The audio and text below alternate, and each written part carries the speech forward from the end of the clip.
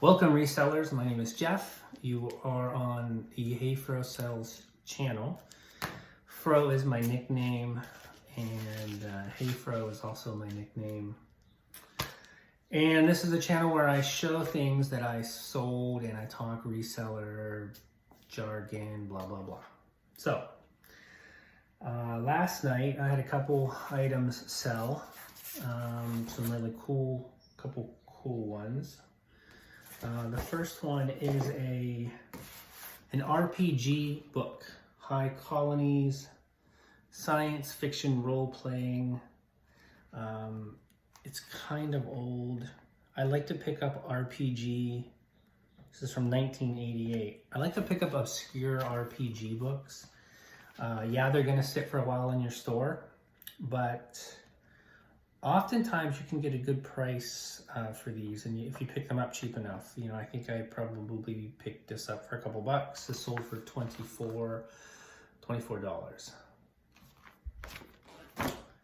The next one is,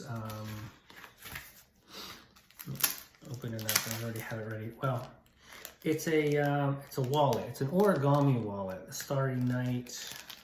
Can't remember the artist.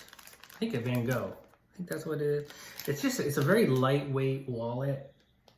I picked up two of these at a thrift store once, maybe 2 months ago. Yeah, it's just like, let's see here. My Mighty Wallet is the brand. And yeah, I mean, it sold for 20 US.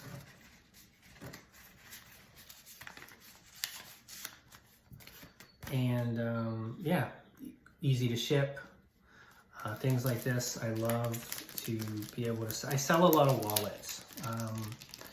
They're easy to ship, they're lightweight, and somebody always needs a wallet. 20 bucks.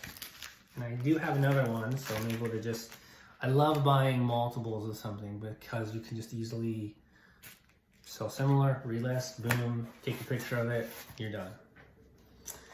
Okay, this next item, it's a Hello Kitty, you'll see. I like to sell Hello Kitty. Sanrio has been making their stuff for a long time. There's always going to be a Hello Kitty fan. It's like, sometimes I like to challenge myself when I'm out. And I like to, you know, I know that there's a lot of Hello Kitty fans out there, but I'm like, you know, should I buy this? I think I paid, you know, a couple bucks. I pay a couple bucks for mostly everything that I buy. I like to keep my low, I like to basically turn 1 or 2 bucks into 20 or more. That's kind of like my business model. I have, you know, 2 eBay stores. My wife has one, I have one. We have over 8,000 items in there. I play the long game. I'm going to talk a little bit about should you have a lot of items? Should you niche down? Should you sell everything? I'm going to be talking about that as soon as I show these last 2 items. So this is like it's like something that you wear, a woman would wear when she's going to sleep. It's like this really soft, I don't even know what it is. Like, it's got these shoulder straps. My wife, she joked, she's like, you know what? Maybe you should just pass on that next time.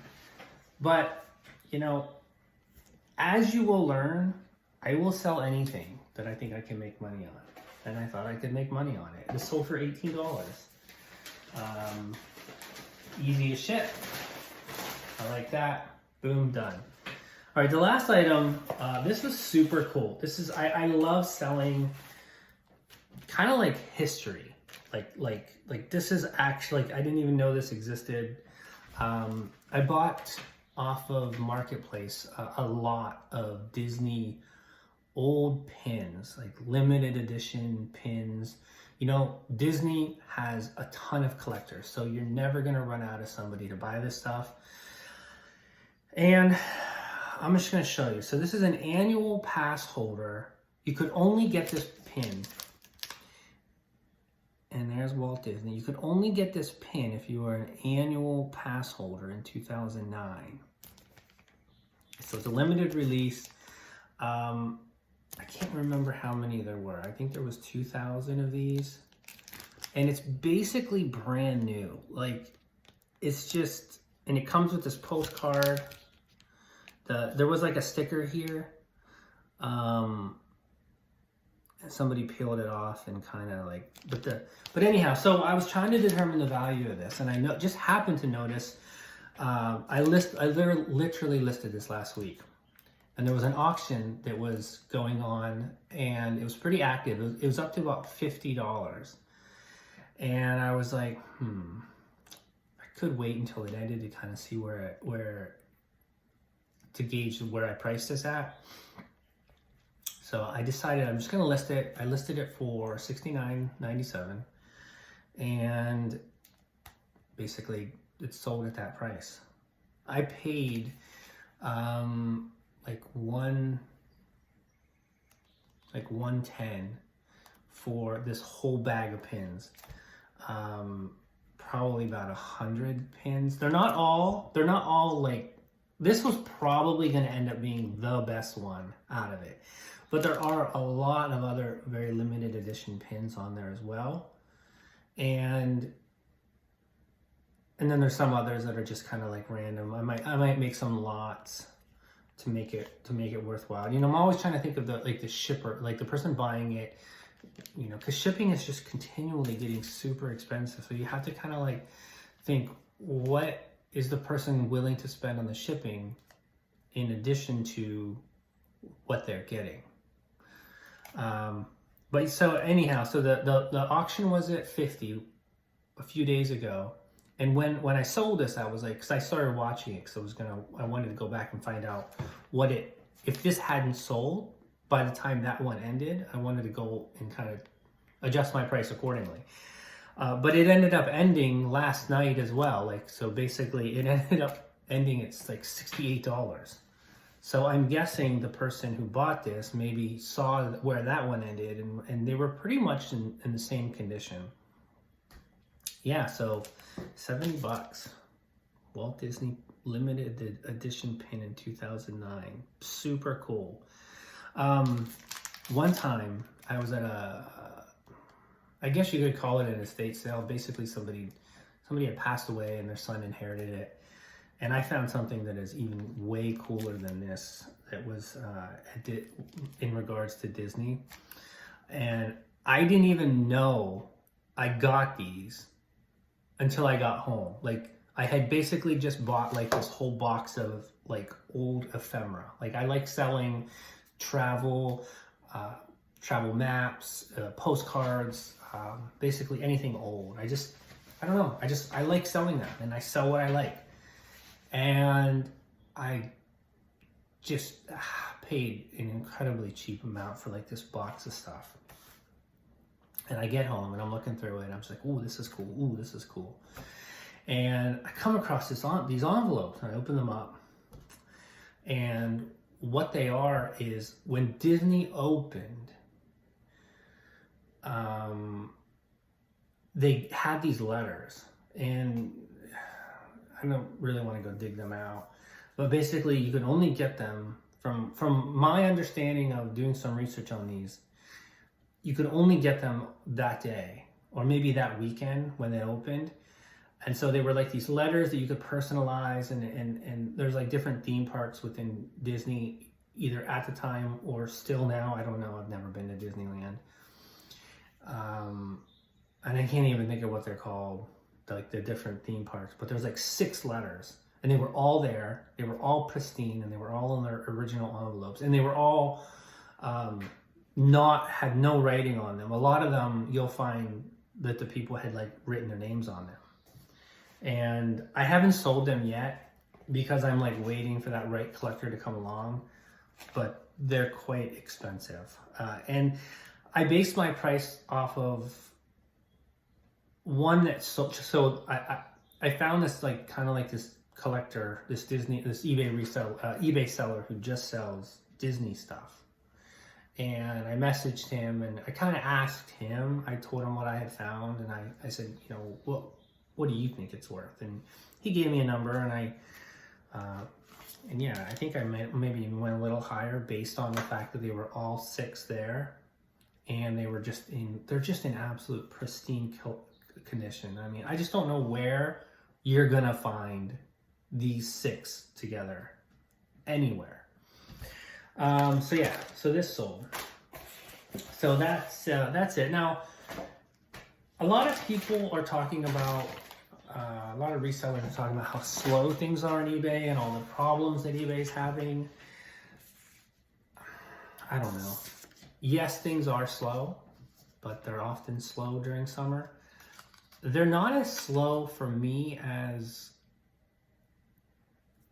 what I feel that a lot of other people are going through. And maybe it's just because I have a lot of stuff. I don't know. And that also brings me to another point. There's been a lot of discussions about whether you should niche down and be very specific in what you sell, or should you just sell everything? And there is no one size fits all. Like, it works for some people. I get the idea of being very specific about what you sell, becoming an expert.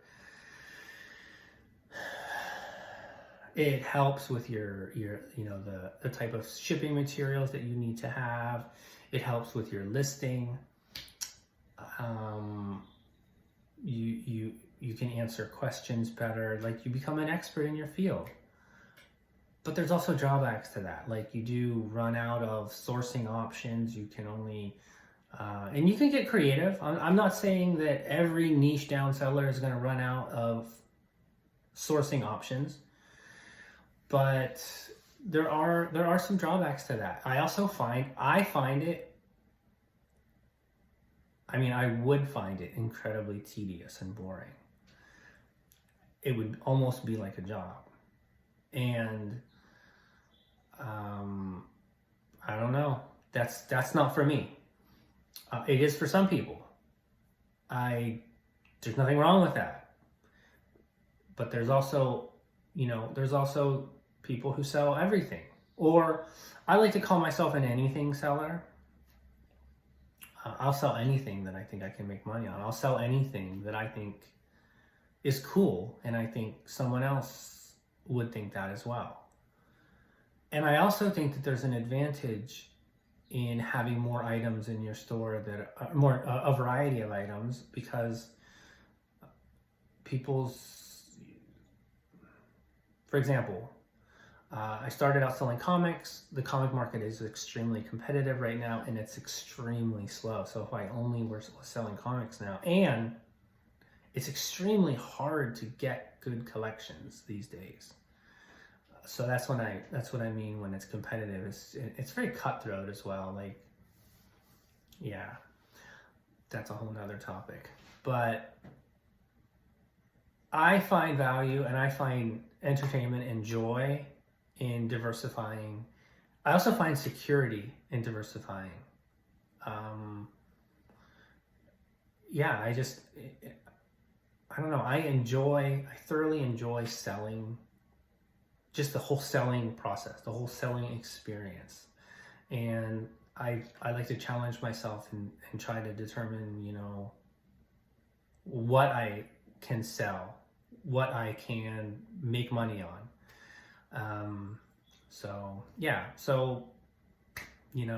You do you.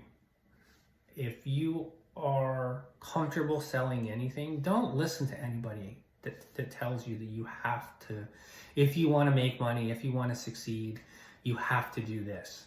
There is no one way to do anything. There are so many ways. And just remember, just do what is comfortable for you, and, trial and error. You're not gonna, try it. And if you don't find success with that. I've heard a lot of people that they did sell kind of like anything, and then they tried to niche down and really try to narrow their focus, and they didn't have success that they want, so they went back to what they were doing, and they're enjoying selling again. There's just, you know, there's a lot of gurus out there that want to tell you that this is the way to do something, but there are so many ways to do things. So take care, good luck out there, and I hope your sales are great.